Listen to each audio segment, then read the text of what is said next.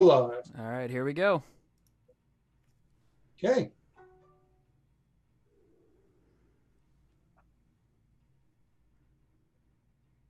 All right.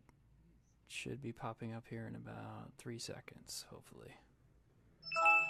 Yep.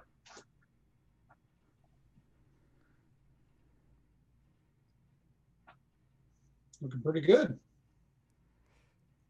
So, to everyone who's watching this out there, this is our first time doing this, and why is there no video showing up on the Facebook feed? That is quite interesting. I'm looking at video on the Facebook You can see the right video? now. Huh. Yeah. I can Okay. only see myself, but Okay, well, maybe it just won't let me see it then. Okay, well, hello, everybody. My name is Neil Hess, and with me is Joel. Joel, say hi. hi, So I'm we Joel. are we are doing our first Sunday Night Live edition of the Mentionables, and Joel and I just wanted to give this a go and talk about a couple of things. I'm going to be focusing mainly on current events, and Joel, what are you going to be talking about? Well, at this point, I'm going to be responding to whatever you're talking about. Okay, so let me make sure I get into the video here on that so I can see people's comments as we are going.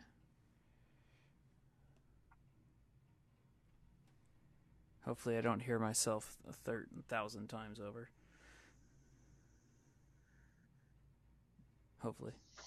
Stick with us, folks. We're Yeah, working out the technical glitches. It'll get a lot better in future Sunday Night Lives. indeed.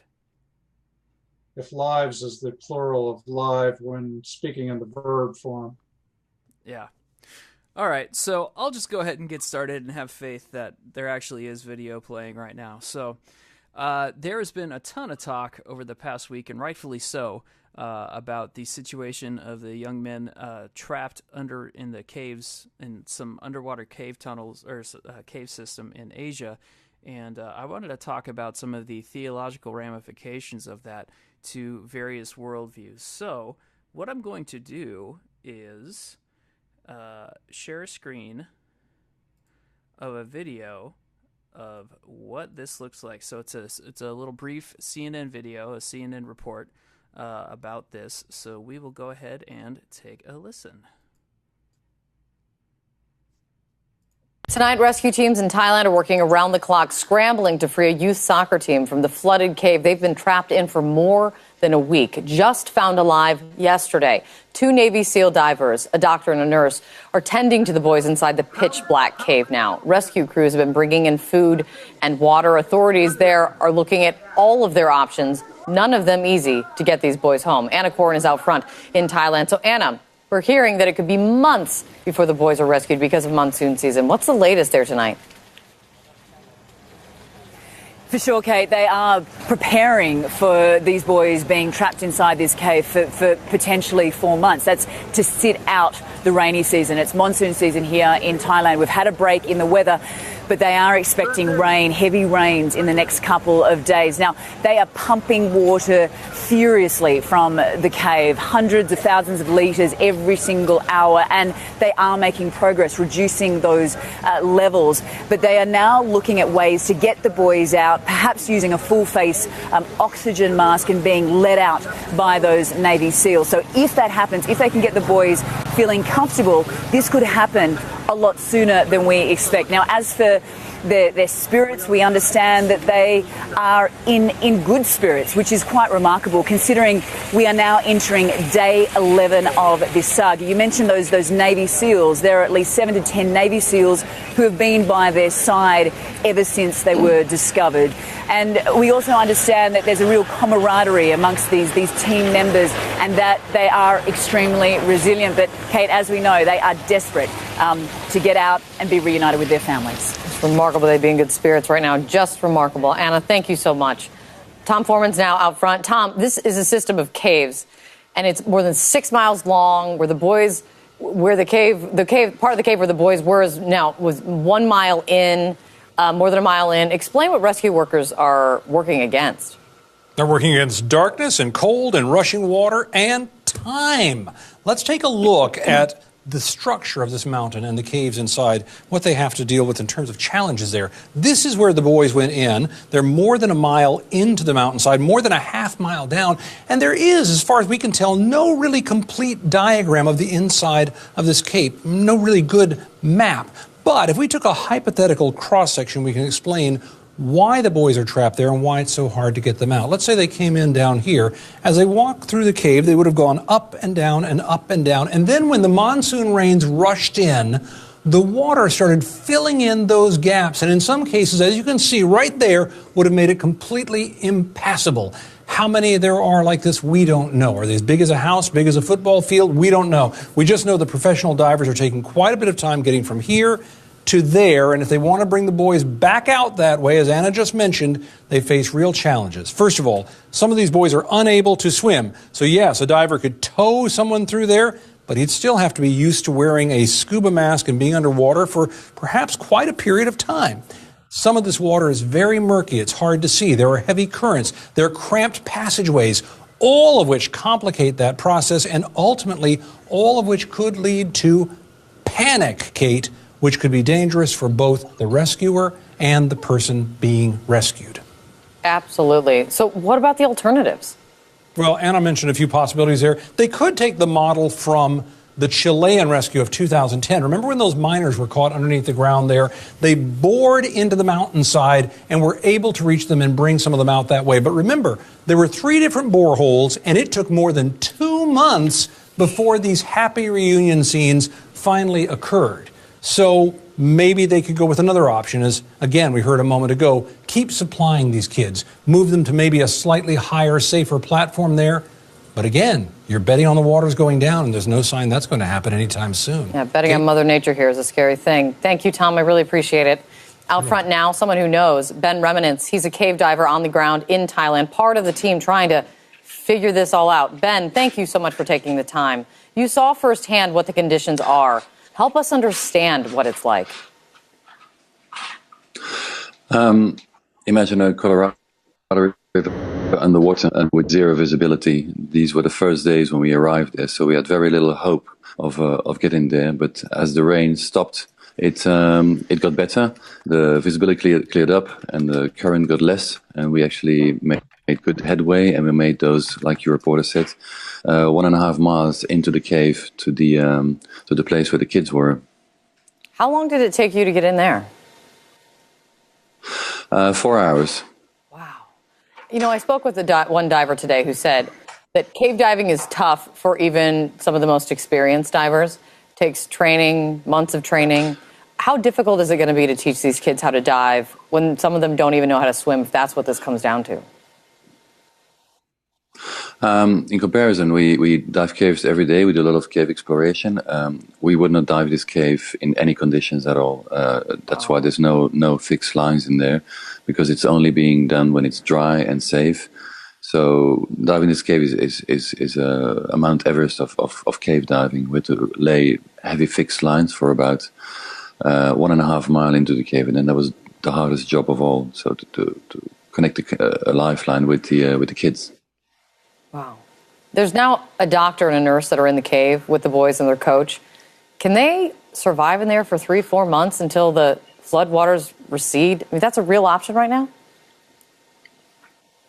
They're running out of options. The conditions were quite good. The heavy pumps were doing their job. The water was receding quite a bit. It dropped 6 foot in the last days.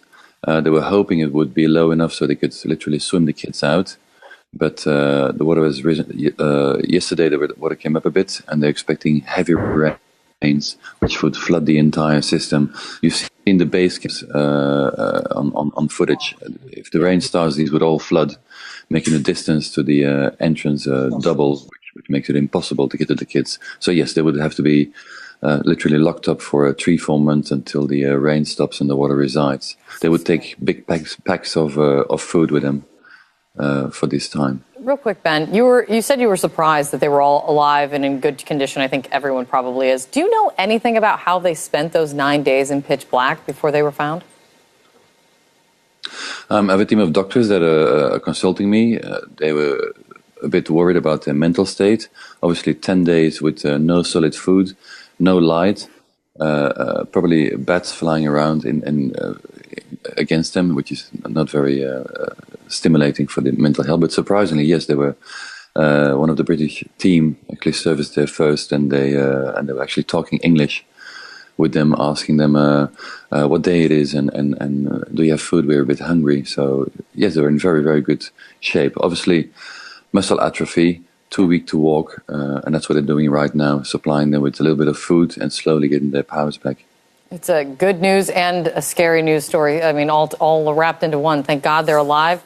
They're really up against some challenges still. Ben, thank you for what you're doing. Thanks for coming on. All right. So that is what's happening right now in Thailand. So these young men are trapped. Since this video has been posted, actually, they have rescued, I believe, 4 of these young men. And let's see here. Sorry, there we go. So they've actually rescued 4 of these young men since that time.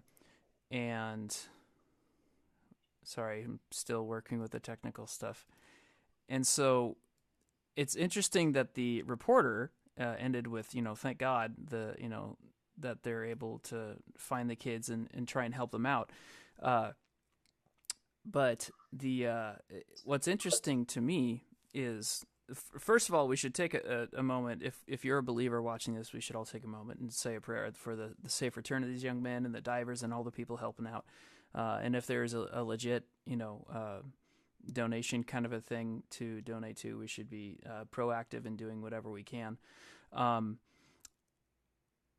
But all that aside from praying and from the practical things that we can do, from a strictly materialist atheistic point of view, you can have a preference saying, oh, I'm glad or I'm happy that these kids were found, or I'm glad that people are doing these things to be taken out. But this is kind of going back to the very simple version of a moral ethic of, is what they're doing morally good? And in a purely secular, in a purely atheistic, materialistic worldview, that would be impossible to say that what they're doing is objectively good. And that, I think, is so interesting, because a Christian can say, yes, this is good. What people are doing, they are willing to sacrifice themselves. And sadly, I believe, if I remember correctly, there's already a diver who's lost his life trying to get supplies to these young men. But it is an objective good. It is a reflection of the mercy and grace of God that these things are happening. So it's really important for us to always, not to say this to be unkind or rude to atheists or materialists or anything like that, or to condemn them, because I'm certainly would think that 99% of atheists actually would agree that, yeah, this is a good thing happening here. It's just inconsistent with their own worldview. But it's important to remember that only a worldview that actually says, yes, there is a God and God does have moral absolutes, only in that framework can we actually say, yes, this is a good thing that's happening. So, Joel, do you have any thoughts on that? Any insights? Any comments? Well, there's a lot that could be said about this situation. First thing that came to mind was, man, soccer teams cannot catch a break. But that aside, obviously, what you're saying is, a well-documented problem with atheism is that there's no ontological grounding for human worth, right? Mm-hmm. So what makes a human being have any more or less worth than any other object in the universe? You could say, well, they're alive, they're self-conscious, and so forth. Yeah, but that raises the problem. How does consciousness arrive in the first place? We don't really have a mechanism for how the raw mechanisms of the universe give rise to consciousness in a human being. And even if, humans are unique in some respect, you've got an overpopulated planet, according to some, and a couple of lives in a cave, you know, in the grand scheme of things, what's that matter? Now, your humanist, which is generally, if an atheist is going to be moral in any way, shape, or form, they're going to go resort to humanism because that's kind of a basis of morality that you can sort of attach your atheism to without appealing to the transcendent. And so under humanism, we operate completely off of empathy. You know, put yourself in this place of these soccer players. You wouldn't want to be there. You'd want them to be rescued. So therefore, that's the right thing to do. And you know, they'll say human flourishing as the thing that drives morality in general. But human flourishing is a really kind of general term, and it doesn't, you know, specify which humans should flourish and how it should be. You know, it's basically this general idea. Well, as long as humanity as a race can get along okay, then we should be good. But you know, you got to do so one person at a time, I guess. Now it's interesting that you should bring this up because this is a point that was raised on a recent episode of the podcast and radio show Unbelievable. You familiar? Oh yeah. Okay. Did you hear the episode where Justin Brierley was being interviewed by the atheist? No, I did not hear that one. Okay. So, long story short, at some point, this atheist floated this idea of how we could determine what is moral and what is immoral, you know, what is human flourishing, in a fairly accurate way from an atheist perspective. And what he used was a philosophical mechanism called the veil of ignorance. This is how the veil of ignorance works. You take a situation like the one with the soccer players there. All right, so you've got these soccer players, young men in Thailand. They're trapped in a cave. What other players do you have in the scenario? Well, you've got the divers that are going to rescue them. You have their parents and loved ones that are worried about them. You have, say, the government that's paying for the rescue attempt. So you've got a couple of players in here. Now, the veil of ignorance says that if you didn't know who you were going to be in that scenario, if you were going to be one of the soccer players, one of the divers, the government financing it, the loved ones, you know, not knowing which one you're going to be, what's the best outcome to that scenario? So you could argue that, well, I mean, it would save money and it would save some of the risk to the divers for them not to rescue them. So in the grand scheme of things, I'd be better off if I were a diver. I'd be better off if I were the government paying for the money. And, you know, I mean, the parents are going to get over it eventually, right? But then again, you say, you know, from an emotional perspective, diving down and getting them is the thing to do with the veil of ignorance attached, because you've got these soccer. If you're one of the soccer players, this is a terrible situation to be in. You would not want to be there, so you'd want to be rescued. If you're the parents, you really want your child to be rescued. So, you know, the emotional effect of being, say, the diver risking their life, or the government having to finance this, or whoever, what other players you have in there, is pretty negligible. So, and therein you have the problem, because on the one hand, letting the divers die is probably the best use of resources, but letting the divers live is the emotionally good thing to do. So the veil of ignorance is kind of an iffy thing to do.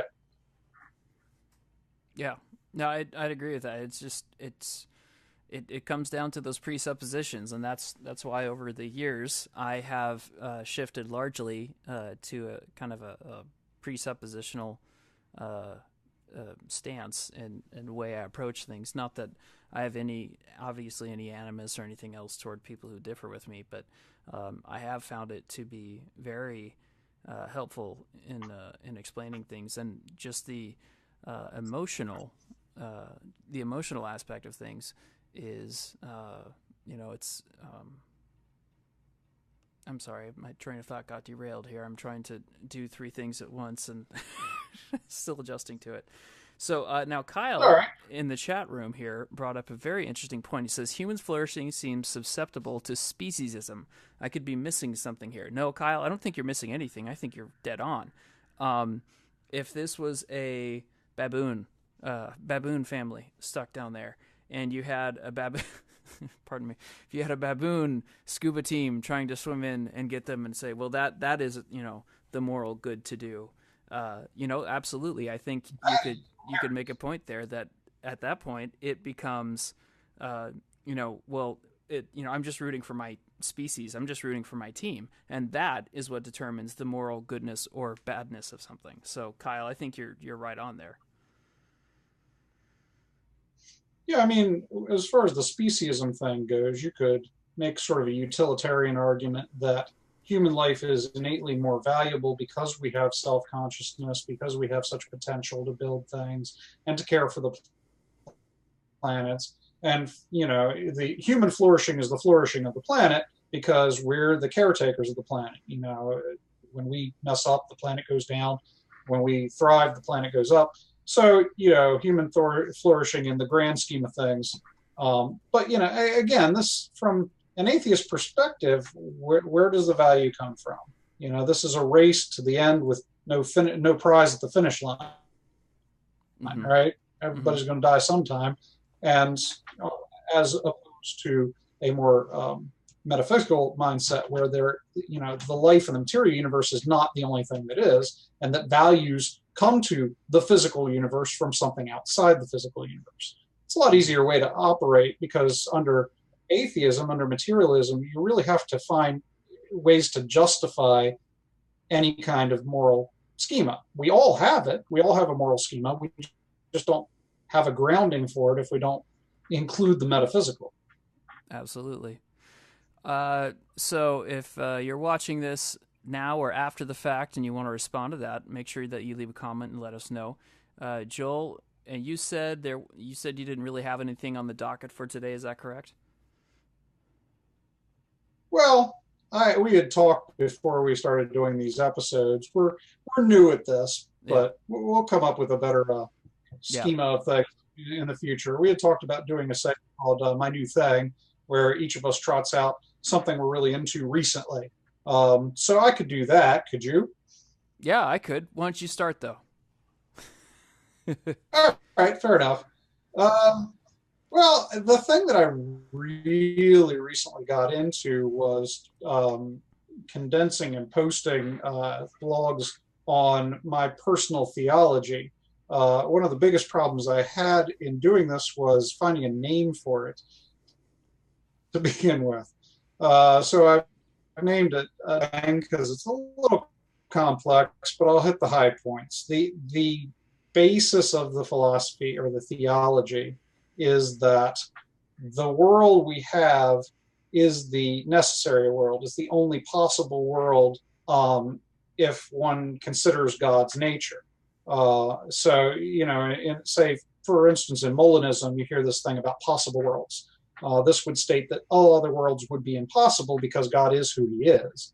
And so the fundamental tenets are twofold. First of all, that the universe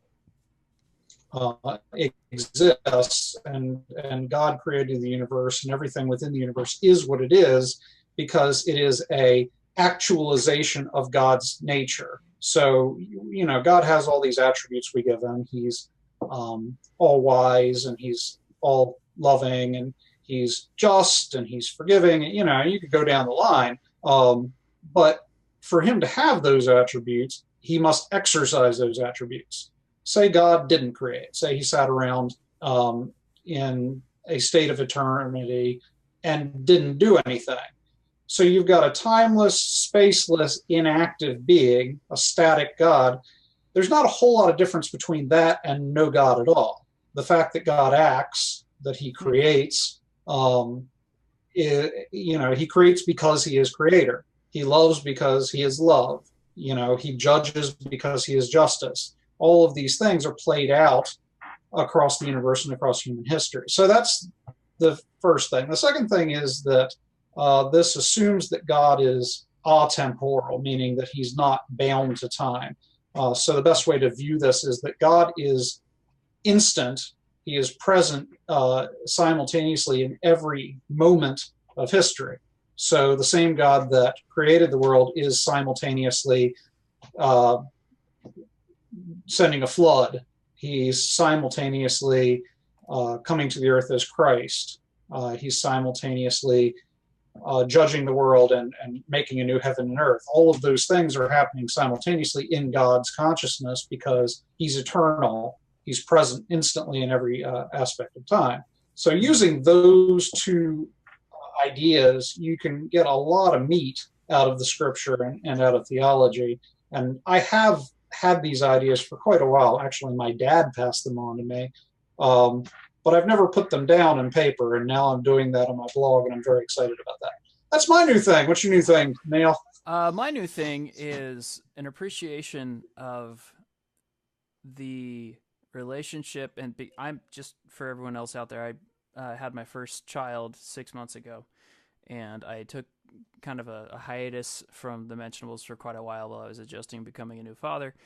And what I realize is that having a child for me, on a deeper level than I'd ever experienced before, develops empathy, compassion, love, and you start to really grasp, I think, better the preciousness, the appreciation for your child, like I think God does for his children.